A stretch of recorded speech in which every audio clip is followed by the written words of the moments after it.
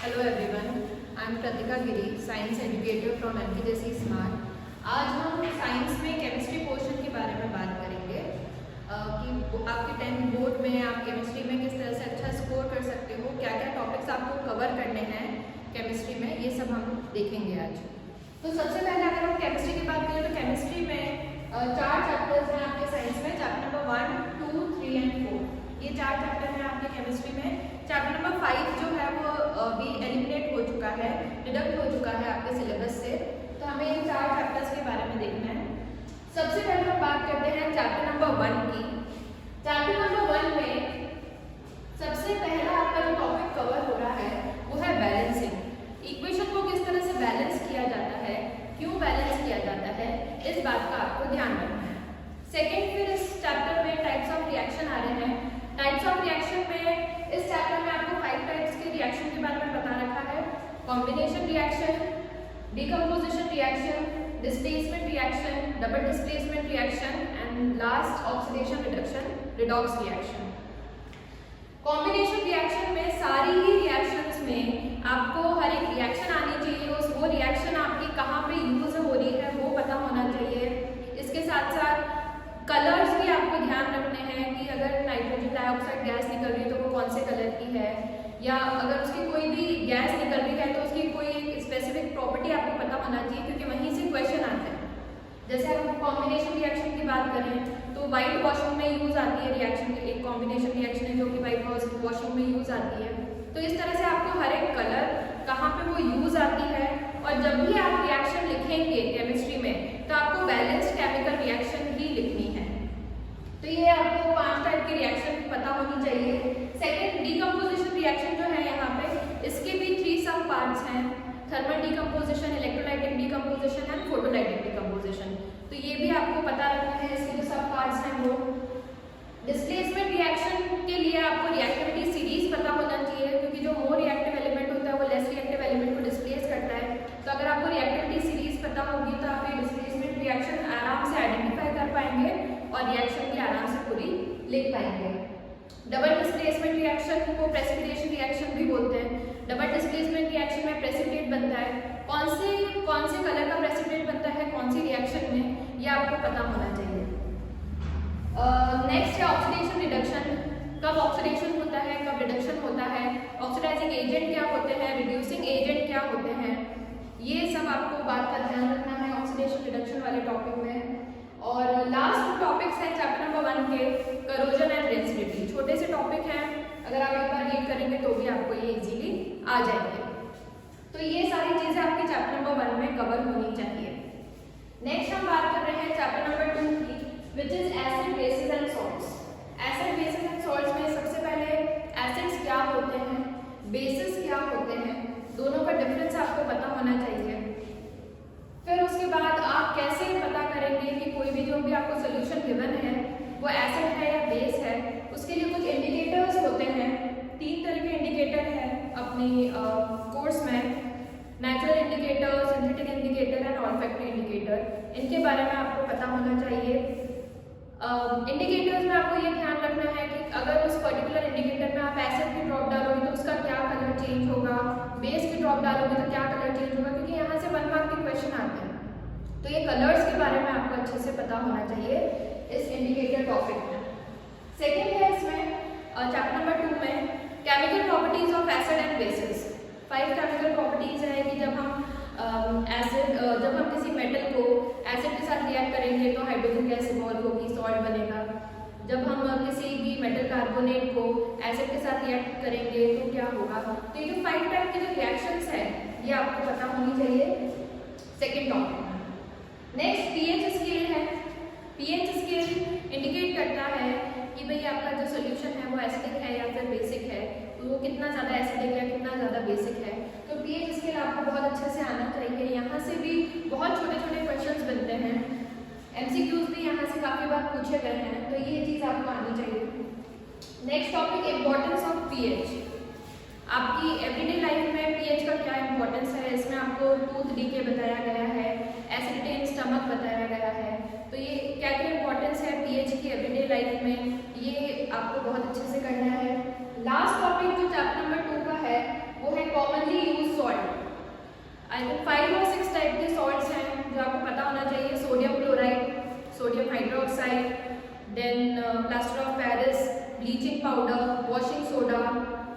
पांचों टाइप के सॉल्ट्स के बारे में आपको इस चैप्टर में ध्यान रखना है। इंपॉर्टेंट है, ये जो लास्ट टॉपिक है वो इस चैप्टर का इंपॉर्टेंट है, क्योंकि यहाँ से काफ़ी क्वेश्चन देखे गए हैं 3-5 मार्क में। जो लास्ट टॉपिक है आपका कॉमनली यूज सॉल्ट, इसमें आपको वो कैसे प्रिपेयर किए जाते हैं, उनका केमिकल फॉर्मूला क्या है, उनके यूजेस क्या है, स्पेशली यूजेस से क्वेश्चन आता है यहाँ पे कि अगर हम देखें तो एज एन ऑक्सीडाइजिंग एजेंट कौन सा सॉल्ट यूज होता है, हार्डनेस ऑफ वाटर की हार्डनेस को रिमूव करने के लिए कौन सा सॉल्ट यूज होता है। तो यूजेस से क्वेश्चन आते हैं, इसलिए यूजेस भी आपको पता होने चाहिए। अगर आपका ये सारे टॉपिक्स कवर हो जाएंगे इस चैप्टर में, तो ये चैप्टर की प्रिपरेशन आपकी बहुत अच्छे से हो जाएगी। नेक्स्ट चैप्टर अगर देखेंगे तो केमिस्ट्री पोर्शन में चैप्टर नंबर 3 है metal and non metals. Metal and non metals थोड़ा सा बड़ा चैप्टर है, पर बहुत ज़्यादा हार्ड नहीं है। सबसे पहले यहाँ पे फिजिकल प्रॉपर्टीज आपके बुक में दे रखी है मेटल और नॉन मेटल की। फिजिकल प्रॉपर्टी में आपको जो एक्सेप्शंस दे रखे हैं वो उन पे ज़्यादा ध्यान देना है, क्योंकि एक्सेप्शन से ही क्वेश्चन बनता है ना। तो फिजिकल प्रॉपर्टी में क्या एक्सेप्शंस है, वर्स्ट कंडक्टर कौन है हीट के, गुड कंडक्टर्स कौन है, कौन सा ऐसा नॉन मेटल है जो लस्ट्रस है, इस तरह से एक्सेप्शंस पे बहुत ज़्यादा क्वेश्चंस पूछे जाते हैं। नेक्स्ट प्रॉपर्टी है आपकी, नेक्स्ट आपका है चैप्टर में केमिकल प्रॉपर्टीज। केमिकल प्रॉपर्टीज में भी किस तरह से मेटल और नॉन मेटल एयर के साथ रिएक्ट करते हैं, किस तरह से मेटल और नॉन मेटल वाटर के साथ रिएक्ट करते हैं, किस तरह से मेटल नॉन मेटल एसिड्स के साथ रिएक्ट करते हैं, ये आपको बहुत अच्छे से आना चाहिए। और इसमें भी ये जो सारी रिएक्शंस हो रही है, कुछ एक्सेप्शंस हैं, उन एक्सेप्शंस पे आपको ध्यान देना है केमिकल और फिजिकल प्रॉपर्टीज दोनों में ही। एक्सेप्शन से ज़्यादा क्वेश्चन बनने के चांसेस हैं, इसलिए जो भी एक्सेप्शंस है उन पे आपको ज़्यादा ध्यान देना है। नेक्स्ट रिएक्टिविटी सीरीज, ये पूरा ही रिएक्टिविटी सीरीज इस चैप्टर में बहुत मोस्ट इंपॉर्टेंट टॉपिक है। आपको रिएक्टिविटी सीरीज आनी चाहिए, कौन सा एलिमेंट ज़्यादा रिएक्टिव है, कौन सा एलिमेंट आपका जो है वो लेस रिएक्टिव है, यह आपको बहुत अच्छे से पता होना चाहिए। नेक्स्ट एक्सट्रैक्शन ऑफ मेटल्स, इस चैप्टर ये जो चैप्टर है मेटल नॉन मेटल दो पार्ट्स में डिवाइडेड है, एक प्रॉपर्टीज है, एक आपका एक्सट्रैक्शन वाला पार्ट है। तो प्रॉपर्टीज में तो आपको फिजिकल और केमिकल प्रॉपर्टी देखनी है, फिर जब आप एक्सट्रैक्शन वाले पार्ट में आएंगे तो पूरा एक अलग पार्ट है जिसमें मेटल्स को अपने ओर से कैसे एक्सट्रैक्ट किया जाता है, ये पूरा आपको बता रखा है। जो हाईली रिएक्टिव मेटल्स हैं उनको किस तरह से उनका एक्सट्रैक्शन होगा, मिडिल रिएक्टिविटी सीरीज में जो मेटल्स हैं उनका किस तरह से एक्सट्रैक्शन होगा, और जो बिल्कुल बॉटम में जो भी मेटल्स हैं, जो भी एलिमेंट्स हैं, उनका किस तरह से एक्सट्रैक्शन होगा, ये आपको बहुत अच्छे से पता होना चाहिए। फिर एक्सट्रैक्शन वाले ही पार्ट की बात करें हम, तो यहाँ पे दो मेथड्स बताए गए हैं, रोस्टिंग और कैल्सिनेशन। तो रोस्टिंग आपके सल्फाइड ओर्स की रोस्टिंग करके उनको एक्सट्रैक्ट किया जाता है, कार्बोनेट ओर का कैल्सिनेशन करके फिर उनको एक्सट्रैक्ट किया जाता है। तो ये दोनों ही मेथड आपको पता होने चाहिए, और इनमें भी आपको रिएक्शंस दे रखी है। मरकरी को सिनेबार से किस तरह से एक्सट्रैक्ट किया जाता है बता रखा है। तो ये केमिकल रिएक्शंस आपको सारी आनी चाहिए, कब रोस्टिंग होगी, कब कैल्सिनेशन होगा, ये आपको पता होना चाहिए। नेक्स्ट आपका इस चैप्टर का जो लास्ट टॉपिक है वो है refining of copper. Electrolytic process से कॉपर की रिफाइनिंग किस तरह से करी जाती है, ये पूरा प्रोसेस आपको आना चाहिए इस पर्टिकुलर चैप्टर में। ये चैप्टर आपका रिफाइनिंग ऑफ कॉपर तक है, ये लास्ट टॉपिक है। उसके बाद आपको इस पूरे चैप्टर में जो एक्सेप्शंस है उन पे आपको ध्यान देना है, वहां से बहुत ज़्यादा चांसेस है क्वेश्चंस आने की। नेक्स्ट चैप्टर की तरफ बढ़ते हैं हम, chapter number 4 carbon and its compound. Carbon and it's compounds में सबसे पहले आपको कार्बन के बारे में बता रखा है कि कार्बन की वैलेंसी 4 होती है। जो कार्बन होता है वो कोवैलेंट बॉन्ड बनाता है, आयनिक बॉन्ड नहीं बनाता है। तो सबसे पहला क्वेश्चन तो यही इंपॉर्टेंट है कि कार्बन कोवैलेंट बॉन्ड क्यों बनाता है, आयनिक बॉन्ड क्यों नहीं बनाता है। तो उसके दो इंपॉर्टेंट रीजन है जो आपको पता होने चाहिए। फिर अगर हम आगे बढ़ेंगे तो कार्बन के यूनिक नेचर होता है, कार्बन का वर्सेटाइल नेचर होता है, कैटेनेशन और टेट्रावैलेंसीज में ये दो टॉपिक्स हैं, ये आपको पता होने चाहिए। नेक्स्ट आपको हाइड्रोकार्बन्स हमारा टॉपिक आता है इस चैप्टर में। हाइड्रोकार्बन्स में भी दो टाइप के हाइड्रोकार्बन होते हैं, saturated hydrocarbon and unsaturated hydrocarbon, ये दोनों भी आपको पता होने चाहिए। उसके बाद very important IUPAC naming. Carbon compounds की जो IUPAC नेमिंग जाती है, यह आपको बहुत अच्छे से आनी चाहिए। किस तरह से नंबरिंग देके, किसको प्रेफरेंस देके, क्या सफिक्स यूज होता है IUPAC नेमिंग में, क्या प्रीफिक्स यूज होता है, ये आपको बहुत अच्छे से पता होना चाहिए। ये बहुत इंपॉर्टेंट टॉपिक है इस चैप्टर का। नेक्स्ट हम आते हैं आइसोमर्स पे। तो जो आपके कार्बन कंपाउंड्स होते हैं, हाइड्रोकार्बन्स होते हैं, उनके किस तरह से आइसोमर्स बनाए जाते हैं, यहाँ से भी काफ़ी क्वेश्चंस देखे गए हैं प्रीवियस ईयर के। अगर आप पेपर देखेंगे तो आपको आइसोमर्स बनाने भी आने चाहिए। Next, functional group. Functional group क्या होते हैं, उनकी नेमिंग कैसे करी जाती है, जिसमें फंक्शनल ग्रुप प्रेजेंट होते हैं, उन कार्बन कंपाउंड्स की नेमिंग कैसे करी जाती है, ये आपको पता होना चाहिए। Next is homologous series.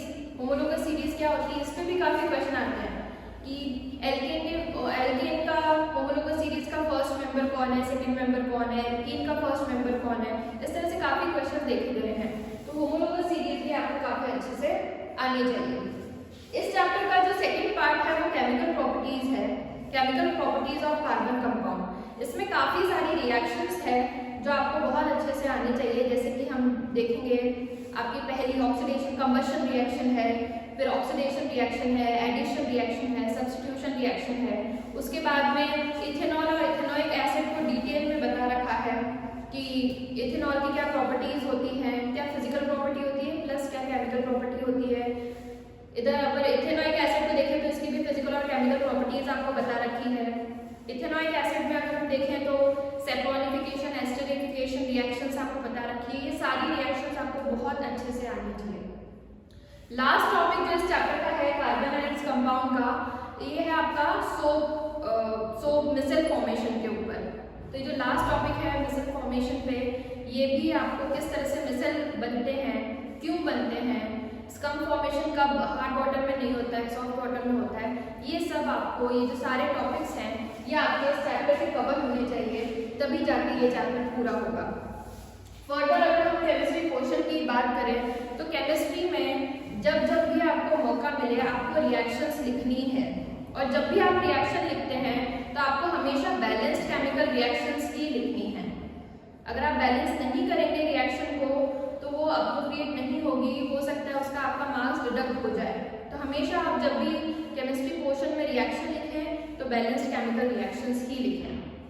और एक बात जो इम्पोर्टेंट है, सारे ही चैप्टर्स में काफ़ी एक्टिविटीज़ दे रखी हैं, वो सारी एक्टिविटीज़ आपको आनी चाहिए। डायरेक्टली वो एक्टिविटी से भी क्वेश्चन आता है, या फिर उस एक्टिविटी में जो डायग्राम दे रखा होता है वो आपको डायग्राम दे देते हैं और फिर आपको पूछते हैं कि यहाँ पे कौन सी रिएक्शन हो रही है, किस टाइप की रिएक्शन हो रही है, कौन सी गैस इवॉल्व हो रही है। तो आपको सारी ही एक्टिविटीज़, सारे ही जो एक्टिविटीज़ में आपको डायग्राम्स दे रखे हैं ये आपको बहुत अच्छे से कवर करने हैं। रिएक्शंस आपको, जितनी भी आप रिएक्शन लिखेंगे वो आपको बैलेंस रिएक्शंस लिखनी है।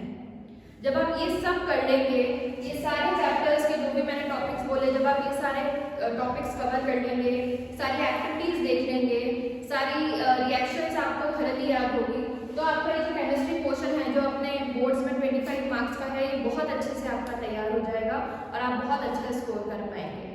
Thank you.